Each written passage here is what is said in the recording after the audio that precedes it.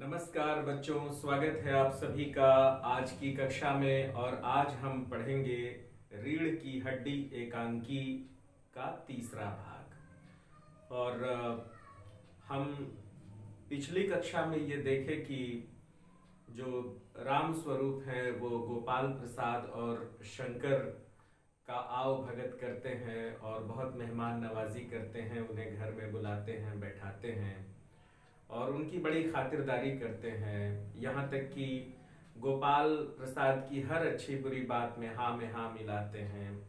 गोपाल प्रसाद के हाथ से बेंत गिर जाता है तो उसे उठा लेते हैं, उठा करके रखते हैं। हर तरह से आप देखिए तो जो बाबूराम स्वरूप है वो ये प्रयास करते हैं कि किसी भी तरह से गोपाल प्रसाद और शंकर को शिकायत का मौका न मिले। और ऐसा इसलिए करते हैं क्योंकि वे चाहते हैं कि किसी भी तरह से बाबू गोपाल प्रसाद और शंकर यहाँ से नाराज होके न जाएं और उनकी लड़की से शंकर का ब्याह हो जाए। बीच बीच में बहुत मजेदार बातें भी करते हैं। गोपाल प्रसाद यह सिद्ध करना चाहते हैं कि इस समाज में जो पुरुष वर्ग होता है वो बहुत ही पुरुष वर्ग ज्यादा मजबूत होता है और महिलाएं कमजोर होती हैं। पुरुष ही ज्यादा अच्छा होता है, महिलाएं अच्छी नहीं होती हैं।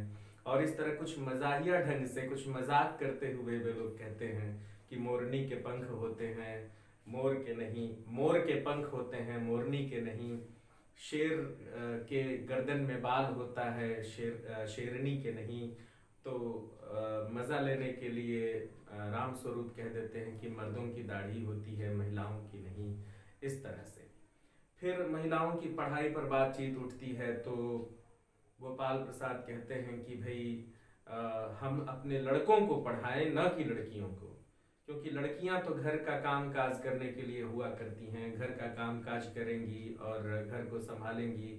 इसके लिए अगर वो इंटर और हायर सेकेंडरी पढ़ लें इतना ही बहुत है, क्योंकि इतने से ही उनमें जो सामान्य समझ आनी चाहिए वो आ जाएगी। जरूरी है लड़कों का पढ़ना, क्योंकि लड़कों को बहुत काम करना है, बाहर निकलना है, बहुत सारे रोजगार उन्हें प्राप्त करने हैं, इसलिए लड़कों को पढ़ना ज्यादा जरूरी है। ऐसा तर्क गोपाल प्रसाद का है। और शंकर भी हाँ में हाँ मिलाता है।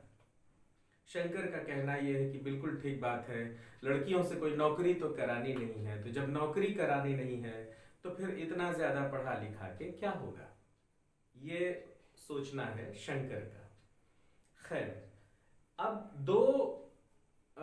दो कक्षा पूरी की पूरी 2 कक्षा में आप गोपाल प्रसाद, शंकर, राम स्वरूप के चरित्र के बारे में अच्छे से समझ गए होंगे बच्चों। तो होता यह है कि जब ये लोग नाश्ता वाश्ता कर लेते हैं तो अब राम स्वरूप कहते हैं कि लड़की देखने का भी काम हो जाए। इसी बीच में आपको बता दूं कि गोपाल प्रसाद बीच में शादी ब्याह को बिजनेस की बात कहते हैं कि बिजनेस की बात हो जानी चाहिए।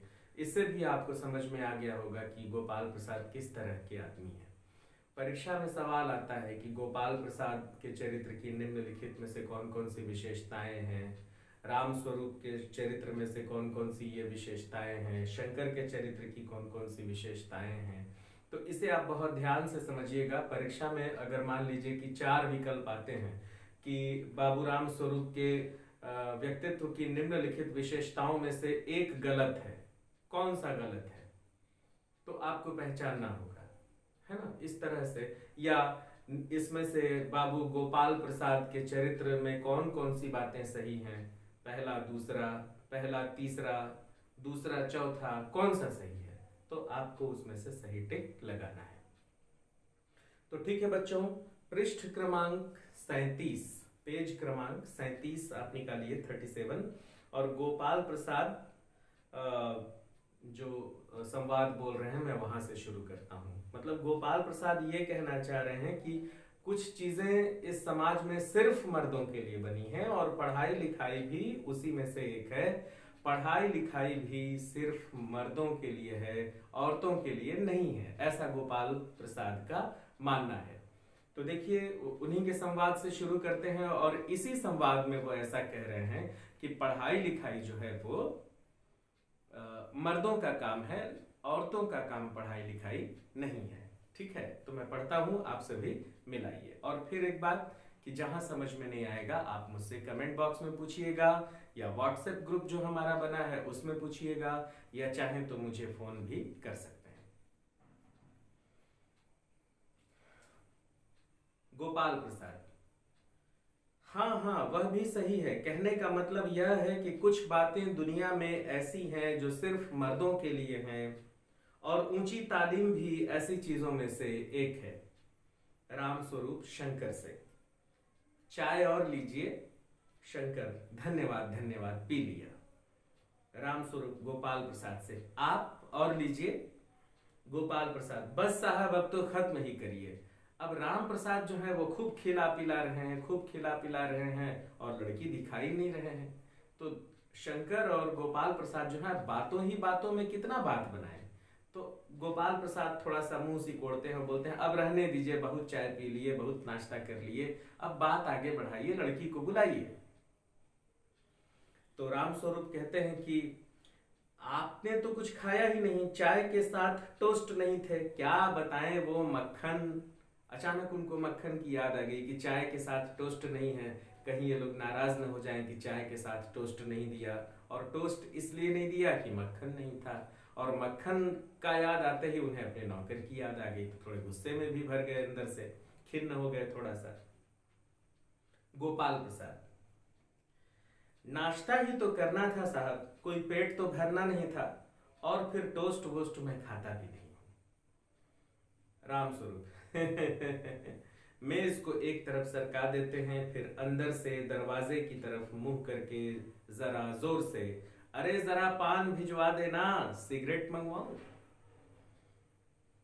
गोपाल प्रसाद, जी नहीं जी नहीं। तो पान भेज देने का मतलब क्या है? अक्सर जब लड़के वाले लड़की देखने आते हैं बच्चों, तो लड़के वाले बैठे रहते हैं, लड़का लड़की, लड़के की माँ, लड़के के पिता, और साथ में एक आध बहन या लड़के के दोस्त, ये बैठे रहते हैं। और लड़की कैसे आती है? ट्रे में चाय लेके आएगी ऐसे करके, या फिर लड़की जो है वो पान लेके आएगी, ऐसे कुछ लेके आएगी, ताकि वो लेके आए और टेबल पर रखे और लोग उसको ऐसे ऐसे करके देखें।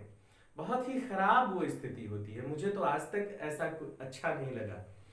और आप एक समझिए, एक बात समझिए कि किसी बच्ची को, किसी लड़की को इस तरह से देखना कि हम उसे देखने आए हैं कि वो सुंदर है कि नहीं, ये बताइए कि भारतीय समाज में ये कौन सी अच्छी बात कही जा सकती है।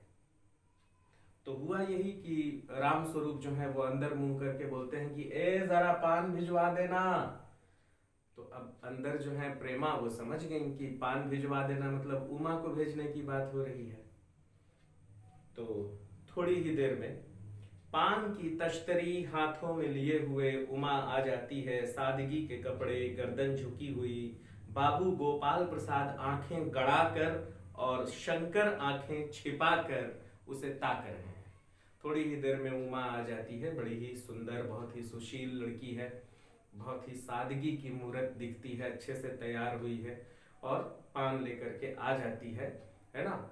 और शंकर जो है वो अपनी नजरें छुपा छुपा के उसे देख रहा है, सबके सामने देख नहीं सकता है ऐसे करके, और गोपाल प्रसाद ऐसे करके देख रहे हैं उसको कि लड़की कैसी है, क्योंकि उनको बहुत सारा चीज देखना है कि वो चश्मा तो नहीं पहनती है, तो कहीं पढ़ी लिखी तो नहीं दिखाई दे रही है, कहीं ज्यादा गंभीर तो नहीं दिखाई दे रही है, बहुत सारा मामला है।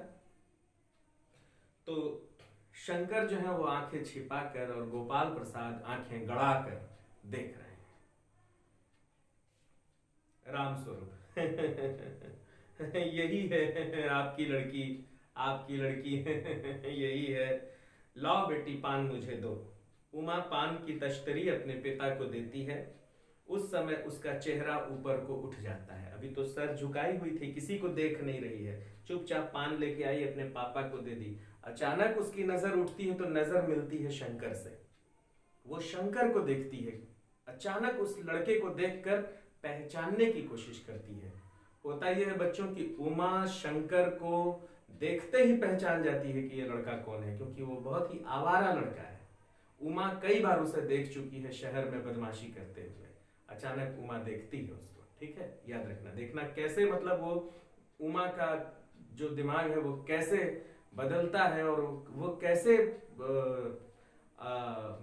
अपना रोष, अपना गुस्सा जाहिर करती है, इसे आप देखिए। उमा पान की तश्तरी अपने पिता को देती है। उस समय उसका चेहरा ऊपर को उठ जाता है और नाक पर रखा हुआ सोने की रिम वाला चश्मा दिखता है। बाप बेटे चौंक उठते हैं। अचानक उसका चेहरा ऊपर उठता है तो सोने के सुनहले फ्रेम का वो चश्मा पहनी रहती है। तो चश्मा पहनी रहती है तो शंकर भी चौंक जाता है, उसके पिताजी भी चौंक जाते हैं। हाँ, चश्मा, चश्मे का मतलब क्या? जरूर लड़की बहुत पढ़ती है इसीलिए चश्मा लगा है इसको। अब देखिए क्या वो लोग हंगामा खड़ा करते हैं। राम स्वरूप, गोपाल प्रसाद और शंकर एक साथ, चश्मा? राम स्वरूप जरा सकपकाकर, जी वो तो पिछले महीने इसकी आंखें दुखनी आ गई थी, सो कुछ दिनों के लिए चश्मा लगाना पड़ रहा है। तो राम स्वरूप सकपकाए कि चश्मा पहन के आ गई। हो सकता है अंदर वो मना किए हूं कि चश्मा पहना के मत भेजना, लेकिन उमा तो उमा चश्मा पहन के आ गई। अब ये दोनों चौंक गए तो राम स्वरूप कहते हैं, अरे अरे नहीं भाई, ये इसकी आंख थोड़ी दुख रही थी इसलिए चश्मा पहनना पड़ गया है, और कोई बात नहीं है। गोपाल प्रसाद, पढ़ाई की वजह से तो नहीं है ना कुछ, पढ़ाई वढ़ाई की वजह से? तो गोपाल प्रसाद बोलते हैं, पढ़ने लिखने के कारण तो चश्मा नहीं है ना, कम पढ़ी लिखी है ना। राम स्वरूप, नहीं साहब, वह मैंने अर्ज किया ना। अरे भाई नहीं, मैंने बताया ना कि आंख दुख रही थी इसलिए चश्मा पहनी है। गोपाल प्रसाद, अच्छा चलिए ठीक है। संतुष्ट होकर कुछ कोमल स्वर में, बैठो बेटी बैठो। अब उनको लगा कि हाँ चश्मा जो है वो पढ़ने के कारण नहीं है, तो बड़े प्यार से उसको बोलते हैं बैठने के लिए। राम स्वरूप, वहां बैठ जाओ उमा, उस तख्त पर अपने बाजे वाजे के पास। तो बाजा उमा का ही है। अब आपको स्पष्ट हो गया होगा कि वो जो बाजा हारमोनियम और सितार मंगवाए हैं वो उमा का ही है, और उसको तख्त पे रखे हुए हैं, तो उमा से कहते हैं तुम वहीं बैठ जाओ। तो उमा अपने बाजे के पास जाकर के बैठ जाती है। राम स्वरूप, गोपाल प्रसाद, चाल में तो कुछ खराबी नहीं है। अब देखो लड़की का कैसे मुआयना कर रहे हैं, कैसे जांच परख रहे हैं कि वो चलती कैसी है। कह रहे हैं चाल तो ठीक है, मतलब आप देखिए कि उस बच्ची की कितनी बेइज्जती हो रही है कि वो चलती कैसी है ये भी देखा जा रहा है। चाल तो ठीक है, चाल में तो कुछ खराबी नहीं है, चेहरे पर भी छवि है। हाँ, कुछ गाना बजाना सीखा है, पूछते हैं। तो राम स्वरूप बोलते हैं, जी हाँ, सितार भी और बाजा भी। सुनाओ तो उमा एक आध गीत सितार के साथ। उमा सितार उठाती है। थोड़ी देर बाद मीरा का मशहूर गीत मेरे तो गिरधर गोपाल दूसरो न कोई गाना शुरू कर देती है। स्वर से जाहिर है कि गाने का अच्छा ज्ञान है। उसके स्वर में तल्लीनता आ जाती है, यहाँ तक कि उसका मस्तक उठ जाता है। उसकी आंखें शंकर की झेंपती सी आंखों से मिल जाती हैं और वह गाते गाते एक साथ रुक जाती है। फिर बोलते हैं कि गोपाल प्रसाद बोलते हैं कि तुमको कुछ गाना वाना आता है? तो वो जवाब नहीं देती है, उमा जवाब नहीं देती है, उसके पिताजी जवाब देते हैं। राम स्वरूप बोलते हैं, हाँ हाँ बहुत अच्छा गाती है, बेटी जरा गा के सुनाओ तो फिर उमा जो है वो बैठ जाती है और सितार ले लेती है और सितार बजाते हुए मेरे तो गिरधर गोपाल दूसरो न कोई, एक बहुत मशहूर भजन है बच्चों, मीरा का भजन है। कभी आपका मन करे तो आप YouTube पे मेरे तो गिरधर गोपाल टाइप करेंगे तो अनेक लोगों का गाया हुआ आपको दिख जाएगा, तो सुन के देखिए कि वो भजन कैसा है, सुनना चाहिए। तो वही वाला भजन जो है वो उमा गाती है, मेरे तो गिरधर गोपाल दूसरो न कोई। अचानक गाते गाते क्या होता है, वो शंकर को देखती है तो उसको वो चुप हो जाती है। मैंने आपसे कहा ना कि वो शंकर को पहचान जाती है, और शंकर जो है वो भी उसको देख के पहचान रहा है, और उसकी आंखें झेप रही हैं। वो बार बार नजरें चुरा रहा है कि कहीं ये मेरे को पहचान तो नहीं रही है, कहीं ये मेरे कुछ गड़बड़ किया है, देखना आगे समझ में आएगा। राम स्वरूप, जब वो रुक जाती है शंकर को देख करके तो राम स्वरूप चौंक जाते हैं, कहते हैं क्यों, क्या हुआ? गाने को पूरा करो उमा। गाना बीच में ही रोक देती है वो। गोपाल प्रसाद, नहीं नहीं साहब, काफी है, लड़की आपकी काफी अच्छा गाती है। उमा सितार रख कर अंदर जाने के लिए उठती है। उमा तो गुस्से में है, तो वो सितार रखती है और अंदर जाने के लिए करती है। तो गोपाल प्रसाद बोलते हैं, अभी ठहरो बेटी, अभी बैठो, थोड़ा बातचीत कर लिया जाए। तो उमा बैठ जाती है। राम स्वरूप, थोड़ा और बैठी रहो उमा। उमा बैठती है। गोपाल प्रसाद उमा से, सो तुमने पेंटिंग वेंटिंग भी। अब उमा चुप, कुछ नहीं बोल रही है। तो राम स्वरूप बोले, हाँ हाँ, वो जो मैं तो आपको बताना ही भूल गया था, ये जो तस्वीर टंगी हुई है ना कुत्ते वाली, ये इसी ने खींची है, और वो उस दीवार पर भी। गोपाल प्रसाद, ये तो बहुत अच्छा है। और सिलाई वगैरह? अब देखो, पढ़ाई लिखाई से मतलब नहीं है, सिलाई कढ़ाई जानती हो कि नहीं, सिलाई वगैरह? तो उमा चुप, कुछ नहीं बोली। राम स्वरूप, सिलाई तो सारे घर की इसी के जिम्मे रहती है, यहां तक कि मेरी कमीजें भी मतलब अब उमा कुछ नहीं बोल रही है, तो उसके बदले में कौन बोल रहा है? राम स्वरूप बोल रहे हैं। गोपाल प्रसाद, ठीक, हाँ लेकिन बेटी तुमने कुछ इनाम विनाम भी जीते हैं? उमा चुप। राम स्वरूप इशारे के लिए खांसते भी हैं लेकिन उमा कुछ नहीं समझती, चुप रहती है, कुछ नहीं बोलती, क्योंकि तो गुस्से में है, क्योंकि वो शंकर को पहचानती है। राम स्वरूप इशारे के लिए खांसते हैं, लेकिन उमा चुप है, उसी तरह गर्दन झुकाए हुए। गोपाल प्रसाद अधीर हो उठते हैं और राम स्वरूप सकपकाते हैं। अब तो गोपाल प्रसाद को अच्छा नहीं लग रहा है कि उमा कुछ नहीं बोल रही है, जो भी जवाब देना है वो उसके पिताजी दे रहे हैं। ऐसा क्यों? लड़की ऐसा क्यों कर रही है, बोल नहीं रही है? राम स्वरूप, जवाब दो उमा। गोपाल प्रसाद से जरा शर्माती है, इनाम तो इसने बहुत सारे जीते हैं। गोपाल प्रसाद जरा रूखी आवाज में। तो गोपाल प्रसाद थोड़ा नाराज होते हैं और कहते हैं कि जरा इसे भी तो मुंह खोलना चाहिए, ये तो मुंह बंद करके बैठी हुई है, कुछ बोल नहीं रही है। राम स्वरूप, उमा देखो देखो, आप क्या कह रहे हैं, जवाब दो ना। उमा हल्की सी लेकिन मजबूत आवाज में।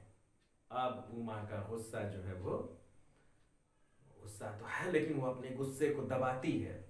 हल्की लेकिन मजबूत आवाज में, बहुत जोर से नहीं बोलती है, हल्की ही आवाज में बोलती है, लेकिन ऐसी बात बोलती है कि देखो पूरा सब हिल जाते हैं। कहते हैं, क्या जवाब दूं बाबूजी, क्या जवाब दूं बाबूजी। जब कुर्सी मेज बिकती है, जब कुर्सी मेज बिकती है, तब दुकानदार कुर्सी मेज से कुछ नहीं पूछता, सिर्फ खरीदार को दिखला देता है, पसंद आ गई तो अच्छा है, वरना कोई बात नहीं है।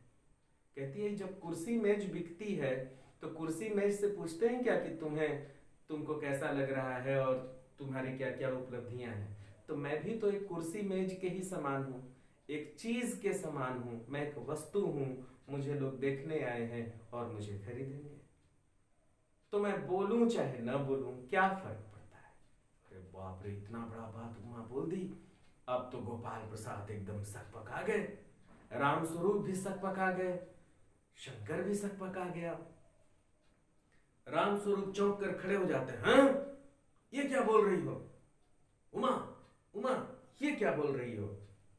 अब उमा भी गुस्सा आ जाती है और बोलती है, अब मुझे कह लेने दीजिए बाबूजी, मैं जो कहना चाहती हूं मुझे कह लेने दीजिए।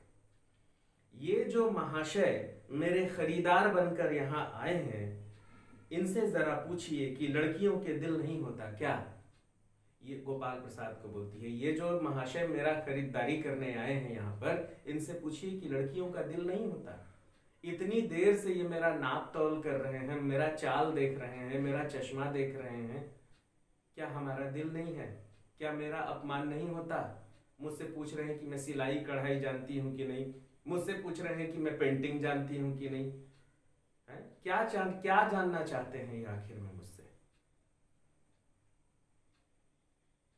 बहुत जबरदस्त बात बोली। देखिए फिर से सुनिए क्या कहती है, अब मुझे कह लेने दीजिए बाबूजी, ये जो महाशय मेरे खरीदार बनकर आए हैं, जरा इनसे पूछिए कि क्या लड़कियों के दिल नहीं होता, क्या उनके चोट नहीं लगती, क्या बेबस भेड़ बकरियां हैं जिन्हें कसाई अच्छी तरह देखभाल कर। तब तक राम स्वरूप रोक देते हैं, क्या हम भेड़ बकरियां हैं? वो लड़की बोलती है, जिन्हें इनके जैसा कसाई उन बिना पूछे, उन क्या भेड़ बकरियों से कोई पूछता है कि तुमको खरीद के ले जा रहे हैं हम? अरे खरीद के ले जाओ, इनके जैसा कसाई ले जाता है खरीद करके। अरे बाप रे बाप, इतनी जबरदस्त बात बोल दी उमा, और बहुत अच्छा बोली, बहुत ही बढ़िया। गोपाल प्रसाद का जितना पारा था वो उतर गया, जितना उनके अंदर अहंकार था ना, वो सब का जवाब जो है उमा जो है एक लाइन में दे दी, उनको कसाई कह करके। गोपाल प्रसाद ताव में आकर, गोपाल प्रसाद एकदम तमक जाते हैं, तमतमा जाता है उनका चेहरा, और गुस्से में आकर खड़े हो जाते हैं। बाबू राम स्वरूप, आपने मेरी इज्जत उतारने के लिए मुझे यहां बुलाया था? उमा तेज आवाज में, तो अभी राम स्वरूप कुछ नहीं बोले, उमा और फायर हो गई, अब तेज हो गई, बोली हाँ जी हाँ, और हमारी बेइज्जती नहीं होती जो आप इतनी देर से हमारा नाप तोल कर रहे हैं? आपको मैं बोल दी तो आपको खराब लग गया, और मेरा जो आप नाप तोल कर रहे हैं इतने देर से, वो हमारी बेइज्जती नहीं होती है? और जरा अपने इस साहबजादे से पूछिए, साहबजादे मतलब लड़के, और जरा अपने इस साहबजादे से पूछिए, इनको मैं जानती हूं। अब देखना बता रही है कैसे जानती है। अपने साहबजादे से पूछिए कि अभी पिछली फरवरी में ये लड़कियों के हॉस्टल के इर्द गिर्द घूम रहे थे और वहां से कैसे भगाए गए थे। सोचो, शंकर इतना गिरा हुआ लड़का है कि पिछली फरवरी के महीने में लड़कियों के हॉस्टल में के आसपास घूम रहा था, फिर अंदर घुस गया, फिर लड़कियों ने मिल करके शंकर को खूब पीटा, और नौकरानी का पैर पड़ के शंकर जो है वो हॉस्टल से निकल के भागता है। नौकरानी बेचारी उसको बचाती है और दरवाजा खोलती है, तो वहां से भागता है और लड़कियां उसको खूब मारती हैं। ऐसा गिरा हुआ लड़का है वो। तो बोलती है कि अपने इस साहबजादे से पूछिए कि अभी पिछली फरवरी में ये लड़कियों के हॉस्टल के इर्द गिर्द क्यों घूम रहे थे और वहां से कैसे भगाए गए थे। बाबूजी चलिए, शंकर तो लजा गया, अब तो उसकी पोल पट्टी खुल गई, तो बोला बाबूजी बाबूजी चलिए, यहां से मेरी बेइज्जती हो रही है यहाँ पे। गोपाल प्रसाद, लड़कियों के हॉस्टल में गोपाल प्रसाद, अच्छा अब देखो, अगर किसी बाप को पता चलेगा कि मेरा बेटा इतना आवारा है, तो वो बाप बेटे को डांटेगा कि जो आरोप लगा रहा है उसको डांटेगा। यहां पर उल्टा हो रहा है। जब उमा बताती है कि आपका लड़का लड़कियों के हॉस्टल में पिटाया था और वहां से भागा था, तो गोपाल प्रसाद अपने बेटे को नहीं डांट रहे हैं, उमा से कह रहे हैं लड़कियों के हॉस्टल में, मतलब कि तुम लड़कियों के हॉस्टल में रही हो, मतलब कि तुम कॉलेज में पढ़ी हो, मतलब कि तुम एमए बीए की हो, मतलब कि राम स्वरूप जी आप मेरे से छुपा रहे थे, मतलब कि आप लोग बहुत झूठे हैं। अपने बेटे को कुछ नहीं कह रहे हैं। देखो मैं पढ़ता हूं, समझो। लड़कियों के हॉस्टल में, क्या तुम कॉलेज में पढ़ती हो? राम स्वरूप चुप। अब तो राम स्वरूप चुप है।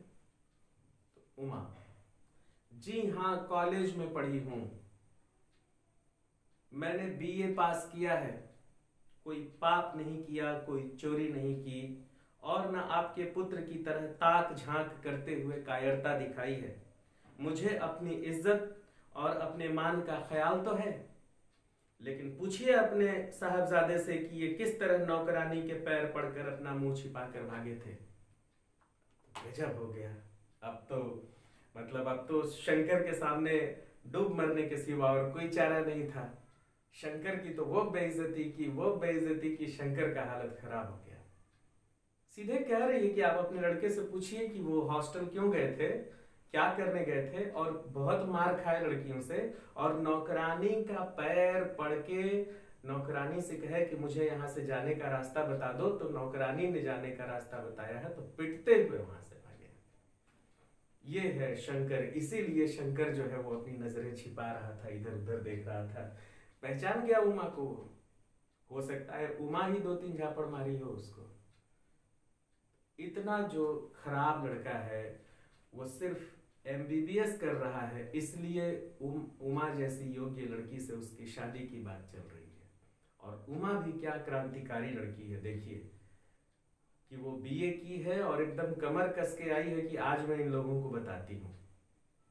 और उसके बाद कितने बहादुरी से वो ऐसे घटिया लोगों का सामना करती है, उनको आप भगाती है अपने घर से बेइज्जत करके। समझ रहे हो? आगे रामस्वरूप। अब रामस्वरूप क्या करें बेचारे, अब उमा चुप हो जा, उमा चुप हो जा, अरे उमा चुप हो जा, उमा कहाँ सुनने वाली। गोपाल प्रसाद गुस्से में खड़े होकर, गोपाल प्रसाद अपने बेटे को अभी तक कुछ नहीं बोले हैं, गुस्से में खड़े हो गए। बस बहुत हो चुका बाबू रामस्वरूप, आपने मेरे साथ दगा किया, दगा मतलब धोखा, आपने मेरे साथ दगा किया। आपकी लड़की बीए पास है और आपने मुझसे कहा था कि सिर्फ मैट्रिक तक पढ़ी है। कितने झूठ बोलते हैं आप। लाइए मेरी छड़ी कहाँ है, मैं चलता हूं। बेंत ढूंढ कर उठाते हैं, बीए पास, ओफो गजब हो जाता, झूठ का भी कोई ठिकाना है, आओ बेटे चले। मतलब गोपाल प्रसाद इतना घटिया आदमी है कि वो उमा को ही दोषी ठहराता है कि तुम उमा को और रामस्वरूप को, कि आप लोग मेरे साथ झूठ बोल रहे थे। बाप रे बाप, बीए की हुई लड़की से शादी करवा रहे थे, अगर ये शादी हो जाती तो बड़ा गड़बड़ हो जाता। आप लोग बहुत झूठे हैं रामस्वरूप जी, आपने तो मेरे साथ झूठ बोलकर दगा किया। एक बार भी गोपाल प्रसाद अपने लड़के को नहीं बोलते हैं कि तुम एक नंबर के गिरे हुए लड़के हो, तुम लड़कियों के हॉस्टल में लड़कियों को छेड़ने के लिए, उन्हें परेशान करने के लिए जाते हो और लड़कियां तुम्हें मार कर भगाती हैं, तुम कितने गिरे हुए लड़के हो। एक बार भी गोपाल प्रसाद अपने लड़के को नहीं कहते हैं।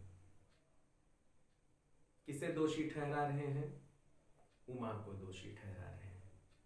अब आप यहीं पे सोचिए बच्चों कि कैसा समय है, कैसे लोग हैं इस समाज में। गोपाल प्रसाद और शंकर की तरह भी लोग हैं और एक तरफ उमा जैसी लड़की भी है इस समाज में। आगे बढ़ता हूं।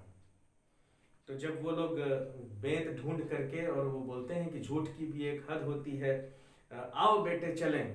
तो जब शंकर और गोपाल प्रसाद निकलने लगते हैं तो शंकर का मुंह एकदम रोने रोने जैसा हो जाता है, उसकी पूरी पोल पट्टी खुल गई। और उमा जैसी सुंदर लड़की से उसकी शादी भी होने जा रही थी, वो भी कट गई। तो अब तो शंकर के हिस्से तो कुछ भी नहीं पड़ा।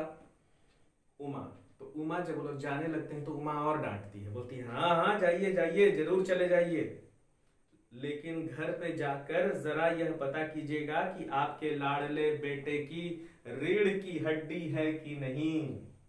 जाके पता करिए कि आपके लाडले बेटे की रीढ़ की हड्डी है कि नहीं। रीढ़ की हड्डी मतलब मैं आपको बताया था बच्चों, नैतिकता, आदमी की नैतिकता, है ना, व्यक्ति का मॉरल कैसा है ना, चरित्र कैसा है, कैरेक्टर कैसा है, इन सब को मिला जुला कर बोलते हैं रीढ़ की हड्डी। तो उमा बोलती है जा करके देखो इसकी रीढ़ की हड्डी है कि नहीं, झुका हुआ लड़का है, यानी बैकबोन बोलती है कि आपके बेटे का बैकबोन है कि नहीं, जरा जा करके देखिए।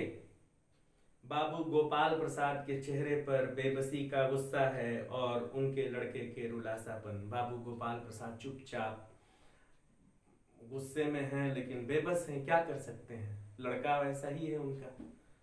जितना डांटना था उतना डांट लिए उमा को, लेकिन अब क्या करें, चुपचाप उसकी बात सुने, बाहर निकल गए। और शंकर जो है उसका चेहरा बिल्कुल रोवाइन मन हुआ है, उसके चेहरे पर हवाई उड़ रही है। प्रेमा, हाँ, दोनों बाहर चले जाते हैं। बाबू रामस्वरूप कुर्सी पर धम से बैठ जाते हैं और रामस्वरूप जो है बेचारे अब क्या बोले, एक बार गोपाल प्रसाद का मुंह देख रहे हैं, एक बार उमा का मुंह देख रहे हैं, फिर एक बार गोपाल प्रसाद का मुंह देख रहे हैं, एक बार उमा का मुंह देख रहे हैं और सर ठोक करके धम से कुर्सी पे बैठ जाते हैं। उनके हाथ से पूरा मामला निकल गया। उमा सहसा चुप हो जाती है। जब उमा देखती है कि पिताजी अब बैठ गए हैं तो उमा जो है अपने पिताजी का ख्याल करती है और उमा जो है चुप हो जाती है। प्रेमा का घबराहट की हालत में आना। प्रेमा, उमा की माँ, जो अब तक अंदर थी, जब ये जोर जोर से ये सब बात सुनने लगती है, बेचारी खाना वाना बना रही होगी अंदर की दामाद जी आए हुए हैं, इन्हीं से शादी होगी, ये संधि जी हैं, ये सब सोच के खाना वाना बना रही थी। बेचारी, उसको क्या मालूम था कि यहाँ दूसरा कांड चल रहा है। वो घबराए हुए अंदर से आई, क्या हुआ क्या हुआ क्या हुआ। देखी तो पूरा मामला खत्म। राम स्वरूप इधर बैठे हुए हैं, उमा उधर रो रही है, और ये लोग चले गए। उमा उधर जाके रोना शुरू कर दी। प्रेमा आई, बोली सुनते हो उमा रो रही है, वहां पर उमा रो रही है।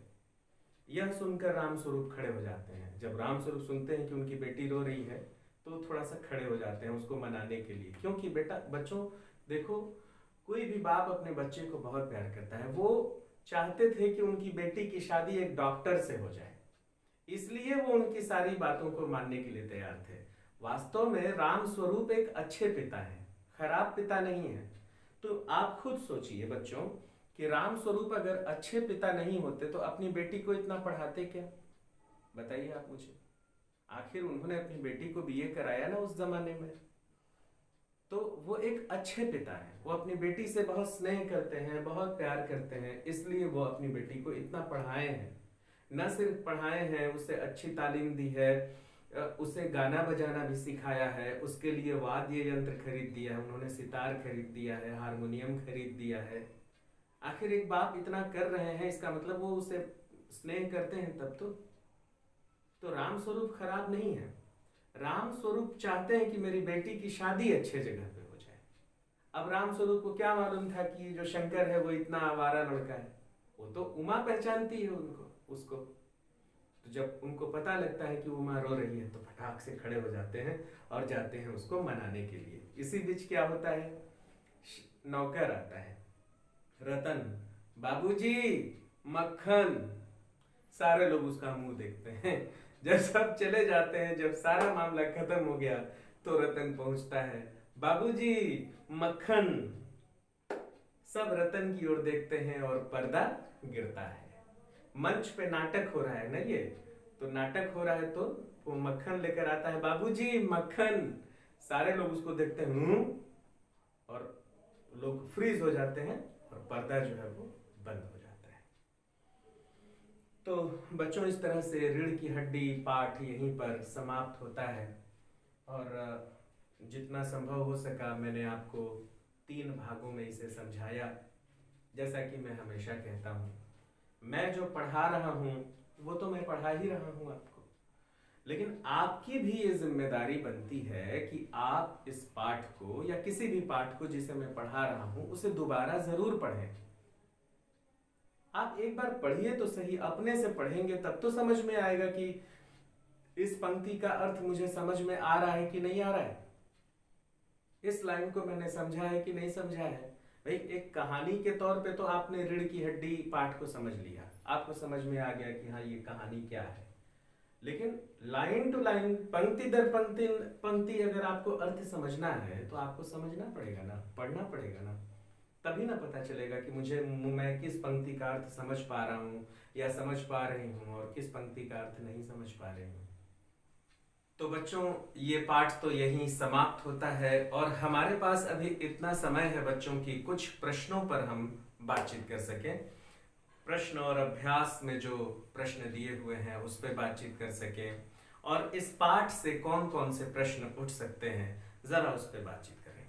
शुरू से देखिए तो आप देखेंगे कि आपको इसमें गोपाल प्रसाद, राम स्वरूप, शंकर, नौकर, उमा और प्रेमा दिखाई दे रहे हैं। इतने चरित्र हैं, 1 2 3 4 और 5। छठवां 1 2 3 4 5 6, छठवां जो नौकर है, नौकर का कुछ खास प्रभाव यहाँ पर नहीं है, उसे एक हास्य पैदा करने के लिए उसे रखा गया है, इसलिए हम उस पर कुछ विशेष बात न करें। नाम पूछा जा सकता है, नौकर का क्या नाम था, नौकर क्या लेने गया था, नौकर अंत में क्या लेकर के आया, है ना, नौकर के ऊपर मालकिन क्यों नाराज हो गई थी क्योंकि वो धोबी को धोती समझ लिया। इस तरह के तमाम प्रश्न नौकर से उठते हैं।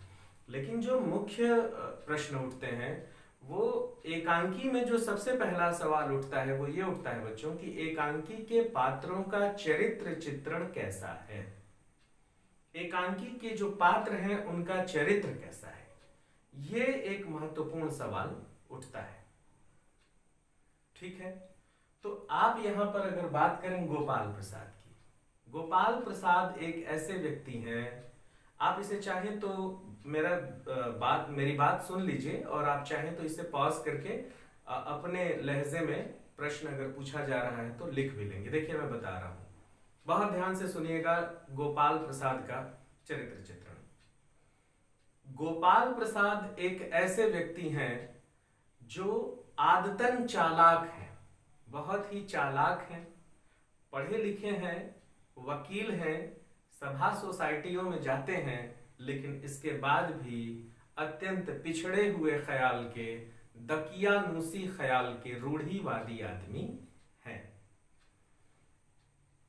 उनकी दृष्टि में महिलाओं का कोई सम्मान नहीं है। वो महिलाओं को हमेशा ऐसी दृष्टि से देखते हैं कि उनकी दृष्टि में महिलाओं का कोई महत्व है ही नहीं। उनकी दृष्टि में इस समाज में पुरुष का स्थान महिलाओं से काफी ऊंचा है, इसलिए वे पुरुषों को ज्यादा महत्वपूर्ण मानते हैं बनिस्बत महिलाओं के। पहली बात तो ये हो गई कि वो आदमी महिलाओं को बिल्कुल इज्जत नहीं देता, महिलाओं को बिल्कुल सम्मान नहीं देता, पुरुषों को ज्यादा सम्मान देता है। गोपाल प्रसाद अत्यंत ही बनावटी व्यक्ति है और लालची भी दिखाई देता है, क्योंकि जब वो राम स्वरूप के घर पहुंचता है तो राम स्वरूप के घर को देखकर उनकी हैसियत का अंदाजा लगाता है और ये कहता है कि घर वर तो ठीक है, मतलब कि आदमी जो है वो पैसे वाला होगा। तीसरी बात, गोपाल प्रसाद के चरित्र का अंदाजा इसी बात से लगाया जा सकता है कि वो शादी विवाह जैसे बंधनों को बिजनेस कहता है। इससे भी अंदाजा लगता है कि गोपाल प्रसाद एक गिरे हुए चरित्र का आदमी है, बहुत ही फितरती है, बहुत ही तिकड़मबाज है, चालबाज है। गोपाल प्रसाद संपूर्ण रूप से एक असामाजिक व्यक्ति है। भले ही वह पढ़ा लिखा है, वकील है, लेकिन एक अच्छा आदमी दिखाई नहीं देता है। गोपाल प्रसाद को जब अपने बेटे की कमियों, गोपाल प्रसाद को जब अपने बेटे की गंदगियों की समझ आती है, जब गोपाल प्रसाद इस बात को समझते हैं कि उनका लड़का कितना गिरा हुआ है, तो वो उसे कुछ नहीं कहते हैं। सारी गलती उन्हें उमा में ही दिखाई देती है। तो यहां पर भी गोपाल प्रसाद हमें एक अच्छा व्यक्ति दिखाई नहीं देता है। तो कुल मिलाकर गोपाल प्रसाद एक ऐसा व्यक्ति है जिसे सामाजिक रूप से स्वीकार नहीं किया जा सकता। ठीक है, अब आइए हम बातचीत करें राम स्वरूप के बारे में। राम स्वरूप, जैसा कि मैं पहले ही आपको बताया कि राम स्वरूप एक अच्छे आदमी हैं, सज्जन व्यक्ति दिखाई देते हैं, अपनी बच्ची को बहुत स्नेह करते हैं, उसे पढ़ाते लिखाते भी हैं, लेकिन अंततः समाज के सामने मजबूर हैं। उनकी अपनी मजबूरियां हैं। वो अपनी लड़की की शादी करना चाहते हैं, वो अपनी लड़की को की शादी डॉक्टर लड़के से करवाना चाह रहे थे, इसलिए उन्होंने कुछ समझौते भी किए, है ना। लेकिन इससे राम स्वरूप को हम बहुत अच्छा नहीं कह सकते। हम ये कह सकते हैं कि राम स्वरूप जो है वो एक दृढ़ चरित्र के व्यक्ति नहीं है, उनके अंदर मजबूती नहीं है। उन्होंने अपनी बेटी को पढ़ा तो दिया है, लेकिन वो समाज के सामने झुकने के लिए, समाज के सामने घुटने टेकने के लिए, गोपाल प्रसाद जैसे व्यक्ति के सामने घुटने टेकने के लिए भी तैयार है। इसलिए उनका चरित्र भी कोई बहुत मजबूत दिखाई नहीं देता है। अब आइए शंकर की बात करें। शंकर तो बेहद ही वाहियात, बदतमीज, बहुत ही दुष्ट और गिरे हुए चरित्र का लड़का है। अगर कोई लड़का ऐसा है तो वह लड़का समाज के लिए बहुत घातक है, क्योंकि वो हॉस्टल में घुसता है, लड़कियों को परेशान करता है, उन्हें तंग करता है, उसकी नीयत ठीक नहीं है, उसे लड़कियां मारती हैं और वो हॉस्टल से बाहर निकलता है। पढ़ा लिखा है, लेकिन उसके भीतर इतना आत्मविश्वास नहीं है कि वो ये कह सके कि वो इस साल परीक्षा उत्तीर्ण कर लेगा, क्योंकि जब उससे रामस्वरूप पूछते हैं कि कॉलेज के अभी कितने दिन रह गए हैं, तो वो कहता है कि 1-2 साल, है ना। तो वो एक गिरा हुआ लड़का है, समाज में ऐसे लोगों की जरूरत नहीं है। अब पहले हम प्रेमा पर बात कर। नौकर पर तो मैं आपको बता ही दिया कि वो अनपढ़ है, गंवार है, घर में काम कर रहा है, उल्टे सीधे हरकत करता है। प्रेमा, अत्यंत ही साधारण घरेलू महिला हैं, बिल्कुल सामान्य, कम पढ़ी लिखी, कम समझ की, एक ममतामयी दयावान माँ है। अपनी बेटी से उन्हें बहुत स्नेह है, पति से उनका अच्छा संबंध है, पति की बात मानती हैं, मजाक भी होता है उनके बीच में, मतलब दोनों के रिश्ते बड़े अच्छे हैं। तो वो एक अच्छी पत्नी है ना। पति को सम्मान देती हैं, मानती हैं, बेटी को भी मानती हैं, दोनों को मिला जुला करके चलती हैं। तो एक निहायत ही घरेलू, कम पढ़ी लिखी, कम समझ अकल वाली अच्छी महिला है, बुरी नहीं है उमा।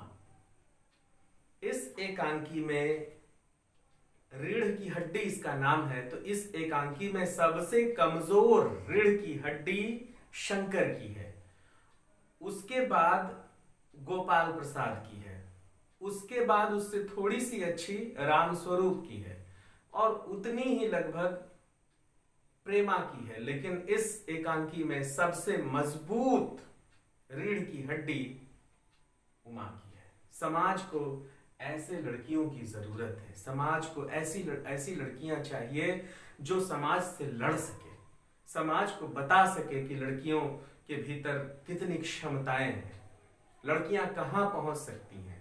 आज देखिए बच्चों, जमाना कहां पहुंच चुका है। जब जगदीश चंद्र माथुर इस एकांकी को लिख रहे होंगे तो उन्हें शायद अंदाजा रहा होगा कि लड़कियां बहुत आगे तक जा सकती हैं, इसीलिए उमा का पक्ष लेते हुए उन्होंने रीढ़ की हड्डी लिखी।